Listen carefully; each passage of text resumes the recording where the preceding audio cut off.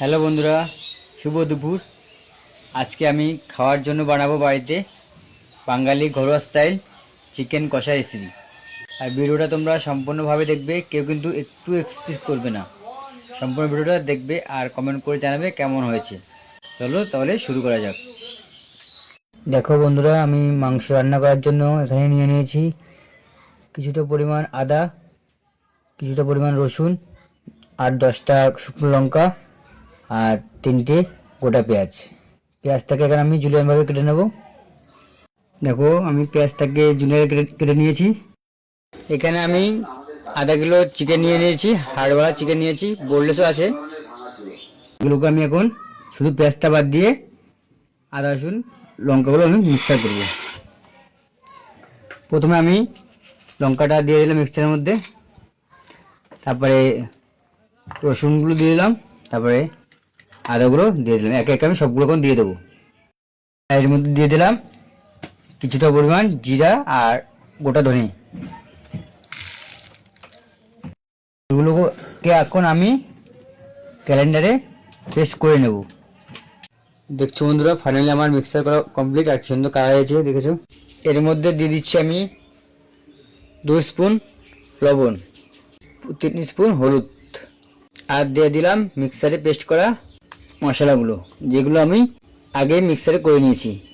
আর এর মধ্যে দিয়ে দেবো সালোনি সর্ষের তেল।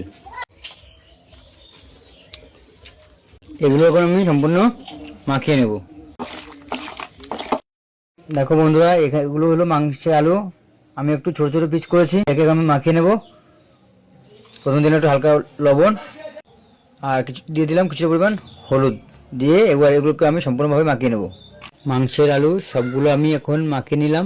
এক এক করে আমি এগুলোতে তেলে ফ্রাই করে নেব। আলুগুলোকে এখন আমি সম্পূর্ণ ভেজে নেব ভালোভাবে। দেখো বন্ধুরা, আলুগুলো সব কিন্তু ফ্রাই হয়ে গেছে, কি সুন্দর কালার এসেছে, কি সুন্দর গোল্ডেন কালার। এগুলোকে আমি এখন সবগুলো উঠিয়ে নেব তেল থেকে। সবগুলো ম্যারিনেট করা হয়ে গেছে, এগুলোকে আমি আধা ঘন্টার জন্য ঢেকে রাখবো।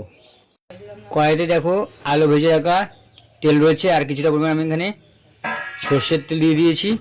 আর এখানে দেখো আগে কেটে নিয়েছি জুলিয়ান পেঁয়াজ, এগুলোকে এখন আমি তেলে ভেজে নেব। এগুলোকে আমি এখন হালকা নিয়ে নেব।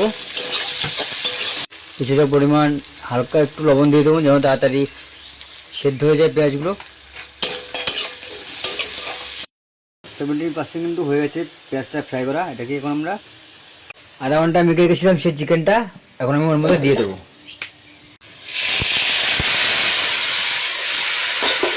ঢাকনাটা খুলে আবার হালকা একটু নাড়িয়ে নিলাম। এখন দেখো কি সুন্দর কালার এসেছে, আর কি সুন্দর তেল বেরোচ্ছে মাংস থেকে, খুব দারুণ লাগে দেখতে। এর মধ্যে দিয়ে দিয়েছি আমি এখন ভেজে রাখা আলুগুলো। এটাকে এখন আমি নাড়িয়ে নেবো ভালো করে।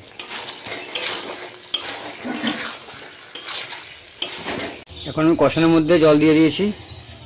এখন 5 মিনিট এটাকে ঢাকা দিয়ে ভালো করে ফুটিয়ে নেব। চিকেন কষা হয়ে গেছে ঘরোয়া স্টাইল। দেখো কি সুন্দর কালার এসেছে। এখন এর মধ্যে দিয়ে দেবো সানরাইসের গরম মশলা।